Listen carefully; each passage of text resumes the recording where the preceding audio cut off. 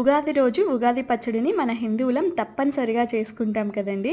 మన హిందువులకు ఉగాది ముఖ్యమైన పర్వదినం. ఈ ఉగాదితోనే హిందువుల పండుగలన్నీ ప్రారంభమవుతాయి కదా.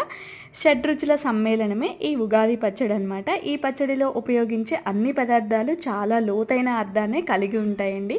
ఇవన్నీ మన లైఫ్లో జరిగేవి, మన లైఫ్లో ఉండాలి అనే అర్థం అనమాట. ఈ ఉగాది పచ్చడి ఎలా చేయాలో అయితే చూసేద్దాం.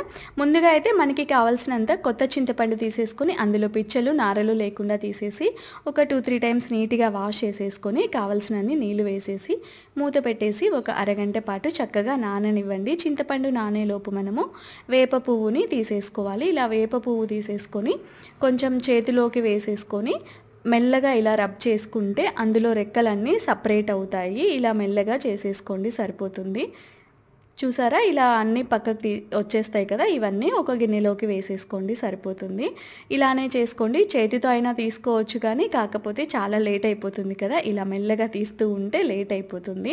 మనం అలా తీసిన తర్వాత అందులో ఏమైనా చిన్న చిన్న పుల్లలు ఉంటే పక్కకు తీసేసేయండి, సరిపోతుంది. ఇవన్నీ పక్కకు పడేసేయండి. ఆ రెక్కలన్నీ సపరేట్ చేసుకోండి. తర్వాత దానిని నీట్గా వాష్ చేసేసుకొని పెట్టేసుకోండి. ఈ వేప పువ్వుని ఇక్కడ చింతపండు అయితే చక్కగా నానిపోయింది. నానిపోయిన తర్వాత బాగా మెదిపేసుకోవాలి. ఇలా మెదుపుకున్న తర్వాత ఇందులోకి తగినన్ని నీళ్ళు వేసుకొని మరొకసారి మెదిపేసుకోండి. తర్వాత ఈ చింతతొక్కు అంతా పక్కకు తీసి పడేసి ఈ చింతరసాన్ని అంతా సపరేట్ చేసేసుకోవాలి. ఈ ఉగాది పచ్చడిని కూడా ఒక్కొక్క ప్రాంతంలో ఒక్కొక్క రకంగా అయితే చేస్తూ ఉంటారండి. వాళ్ళ పద్ధతులను బట్టి చేసుకుంటూ ఉంటారు. ఇదైతే శాస్త్రీయమైన ఉగాది పచ్చడి అయితే ఇలానే చేస్తారు. ఇంకా ఈ చింతరసాన్ని అంతా పక్కకు తీసేసుకున్నాం కదా.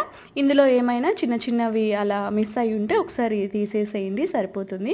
ఇప్పుడు ఇందులోకి తగినంత బెల్లం వేసేసుకోవాలి. తీపి కోసము వేసేసుకొని ఒకసారి కలిపెట్టుకోండి. అలాగే ఉప్పు కోసం కొంచెం సాల్ట్, మీరు కల్లుప్పు వేసేసుకోండి. కారం కోసం మిరియాల పొడి రోటిలో దంచుకొని వేసుకోండి.